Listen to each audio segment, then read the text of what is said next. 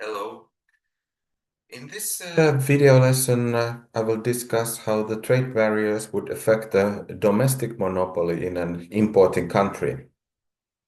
So let's consider this kind of situation where initially the home country has only one single monopoly supplier of a good. And let's remember from the introductory courses how a monopoly then sets prices and how the monopoly can extract rents.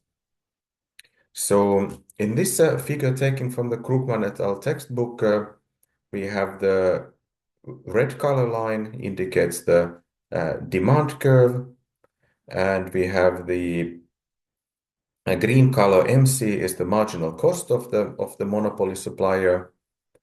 So notice that unlike in the case of a competitive market, then the monopolist will make its supply and the pricing decision by setting the marginal cost equal to marginal revenue. So that's the first order condition of the profit maximization. So the supply of the monopoly is then determined by where this purple colored marginal revenue line MR is crossing the marginal cost.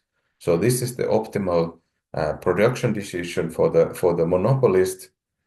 And because the monopolist is the only supplier in this domestic market, in the absence of trade, then the monopolist can set its price to this PM on the demand curve.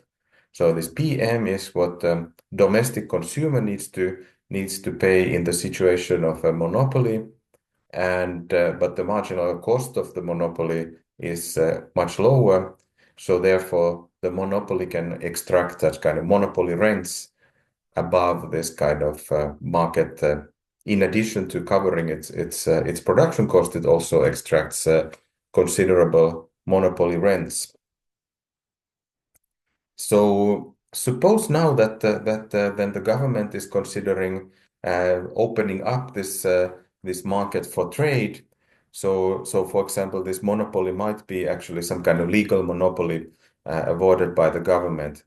So, for example, here in Finland, we have alcohol monopoly called Alko. We have also betting and gambling monopoly Veikkaus.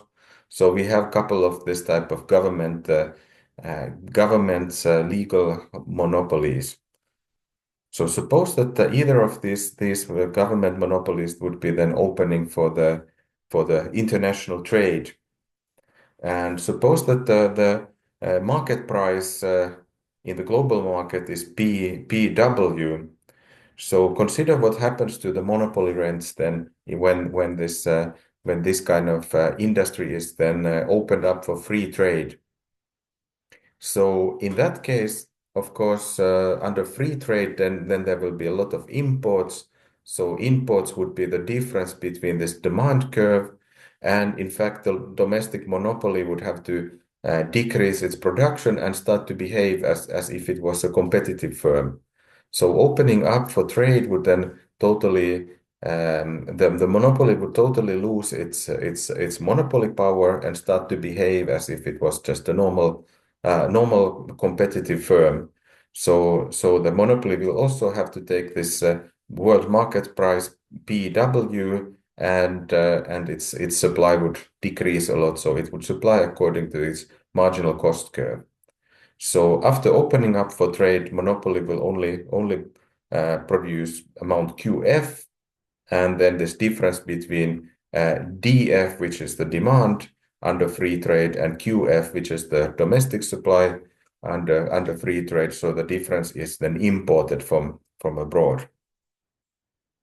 So this example illustrates that if we have a domestic monopoly and then suddenly this industry is the trade is liberalized and there's imports flowing in, then this is can be a disaster for the local monopoly. At least it has to downscale its production enormously, and it loses all of its monopoly rents. So therefore, of course, there would be a great incentive for the domestic monopolists to lobby the government to not open up trade in the first place. But if there is political pressure to open up trade, then the monopoly would probably try to lobby some kind of protective measures. So let's consider what would be then if the monopoly would manage to lobby some tariff protection. So tariff protection would then mean that in the home market, then the price level would be above this world market price. So if the free trade world market price would be PW, then after imposing the tariff, then the price would increase to PW plus T.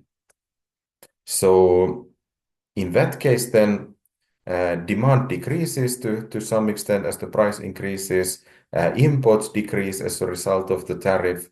So this tariff would allow the monopoly to expand its production. So it would increase its production from amount QF to QT. But still, this tariff protection doesn't allow the domestic monopoly to abuse its market power. So anyway, it can only charge this its marginal cost, but there is not any monopoly power. So there are not any monopoly rents even despite the tariff. So the tariff would allow this domestic monopoly to increase its production, but it would still not retain any monopoly power. So what about then import quota? So if the domestic monopoly would manage to lobby the government to open up to trade, but only in a limited fashion, that there would be some import quota. So this example illustrates a situation where there is a relatively restrictive quota, so that there was only this kind of Q upper bar is the small amount of imports that would be allowed.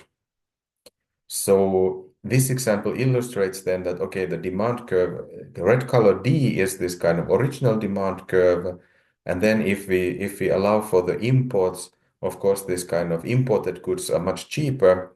So what is then the remaining demand for the domestic good? So then this orange curve DQ represents then after the imports how much is left demand for the domestic good. So in this case of a quota, then the imported goods would be sold. Imports would be very small, and it might be sold even at the lower price. However, there is still a lot of demand for the domestic good, and because this a quantity of imports is limited, therefore the domestic monopoly still retains a lot of monopoly power in this example. So, given this imports, then the monopolies can charge price PQ. And it sets its production based on, again, this kind of monopolist rule that it sets a marginal cost equal to the marginal revenue. Notice that this marginal revenue after this import quota is somewhat different because it has to take into account this minimal imports into account, but still the quota would still retain some monopoly power for the domestic monopoly. So from the point of view of the monopoly, of course, then if the best situation for the domestic monopoly would be to maintain its monopoly and not allow any imports, but if the government has to for political pressures to allow some imports, then this kind of import quota would be the second best option for the domestic monopoly. Third best was this case that there would be a tariff protection, but even the tariff doesn't allow the domestic monopoly to abuse its market power. And the worst case scenario would be, of course, that there's free trade, imports under free trade without any tariff or quota. So from the perspective of the monopoly, this is the worst case. From the consumer perspective, this is on the other hand the best scenario. There would be cheap imports, the tariff protection, would increase the price for the consumer. So this is the second best option for the consumer, and the quota is the third best option. And of course, that not allowing for trade and just having the domestic monopoly is the worst scenario for the domestic consumer. So this is also then this kind of alternatives for the policymaker if there is a strong domestic monopoly, and there may be some kind of public pressure to open up for trade, but then of course the domestic monopoly could potentially lobby the decision makers to impose some kind of protection, and of course the monopolist would probably try to lobby that there is no trade, or it's very limited by quotas. So this example perhaps helps to also illustrate why this kind of import quotas are sometimes used, even though the for example, tariff would be a preferable policy instrument from the social point of view in most cases. So in the next theme concerns the international trade policy, and we start by reviewing this GATT agreement. See you then. Bye-bye.